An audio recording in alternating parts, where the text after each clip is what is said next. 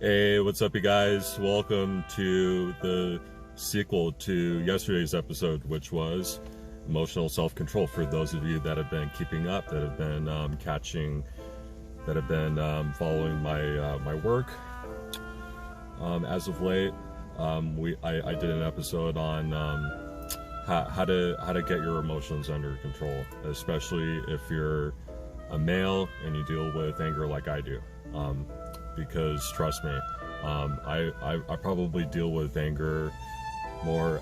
I would say number one for me is anger, and number two for me is anxiety, which those two things don't go together. But I think that most men react out of anger because they're scared, because they're anxious, because they're mostly scared of the future. They're caught up in this place where they don't really have a lot of control over their circumstances or what's going on in their life, and they're scared of outcomes. They're scared of what the future holds for them.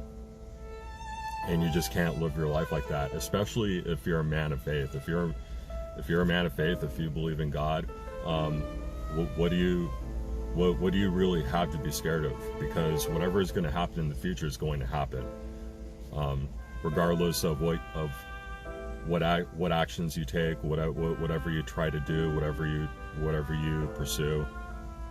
Whatever is going to happen tomorrow. So put all of your anxieties, anything that you get pissed off about on the wayside, right? But I deal with anger just like I think most normal men and women probably struggle with getting upset and getting angry on a deeper level than men do, because again, women are emotional beings and men are rational beings. But men are emotional too. They just are emotional in different ways than women are. That's just science. That's a proven fact. But I'm gonna go ahead and snitch on myself a little bit, because yesterday, before I started recording, before I did yesterday's episode, I got caught up in that too, like I usually do. This has been a pretty consistent pattern for me lately, and I don't know why. I'm not really sure what the root cause of it is, but yesterday I was sitting in traffic on the PCH, and there's this guy just sitting in his truck. I'm not really sure why. It was just a truck, and I couldn't help but just scream outside of my window, honk my horn as loud as I can, and go and just scream, "Motherfucker, why are you just sitting there? Get off your phone!" That was about a half an hour before I started recording yesterday's episode. And you know what's even more ironic than that is, I was on my phone earlier before I screamed at the guy in front of me. I was just looking at my phone, which is something you should never do when you're driving, right? Before I had to make a left turn, and I ended up screaming at another dude for doing the same thing, which is very hypocritical, right? That's what these raw emotions tend to do if you don't utilize them correctly. But I want to go ahead and just wrap this up and ask you guys a couple questions, and I'm going to try and put them up in the screen if I can. If not, grab a notebook if you have one, and just write down these two questions that you should always ask yourself when you find yourself overreacting or reacting emotionally to a certain situation. So here we go. Here's the first question: Is your emotion justified? For example, are you sad because someone in your life died, and you're just mourning and grieving the loss of you know, your friend or your family member, your significant other? That's being justifiably sad, right? When you get angry, is your anger justified? You know, did somebody in your life, did some stranger do something harmful to one of your family members or a friend of yours? Did if you have a sister or a cousin or a girlfriend or a wife, and some guy came in and tried to rape her, well, that would make you angry, right? That's justifiable anger. So are your emotions justified? Number two. Or are you just reacting to a situation? Are you just reacting to a confrontation? Or are you reacting to a minor inconvenience? Those are two questions. So go ahead and write those down if you're watching this video. Number one, is your emotion justified? Number two, is your emotion just reactionary?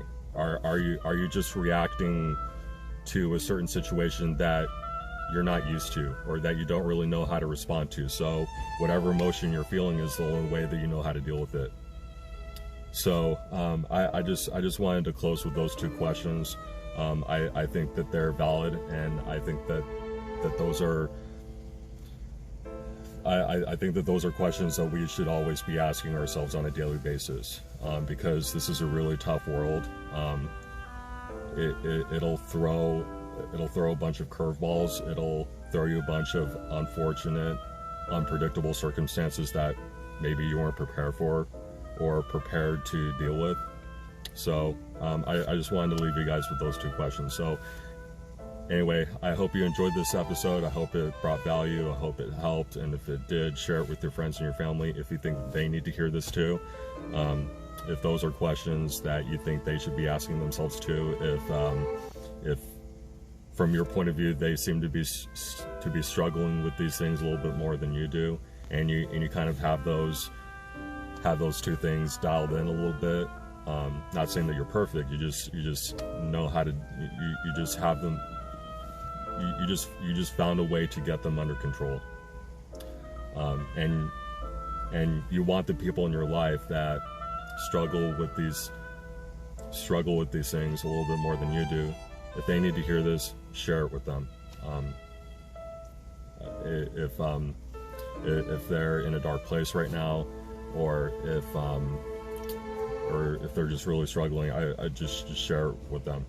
And then if you guys are looking for a really great pre-workout, go check out OSNAP in the link tree in my bio. They got a lot of great products for you. Go check them out, see for yourself. But I guarantee you won't not like them. And then again, as always, subscribe to me on YouTube at Collectively Fearless. Follow me on Instagram at itsmatty_ice. Again, I haven't gotten any time yesterday, and I probably won't have time today to create my Rumble account, but most likely that's what I mean. I'm going to try it at least. I mean, I've heard some good things about it. I'm not really sure that it's as popular, or if it's more or less useful than Instagram or YouTube is, but that's what I'm going to try and see if it works. If it doesn't work, then I'm just not even going to bother with it. But I've heard that there's less, that there's no censorship lag with them at all. So I'm going to go ahead and try them out. And then once I create my account, I'll share that with you guys too. And then you can go check me out there. Because with this whole censorship ordeal, with everything that's going on, I'm not really sure how much longer I am going to be on Instagram or YouTube. So that's another option for me that I'm considering, and that I'm going to do a little bit more exploring of. So anyway, guys, until tomorrow, I will see you guys again soon, and hope you have a great rest of your day.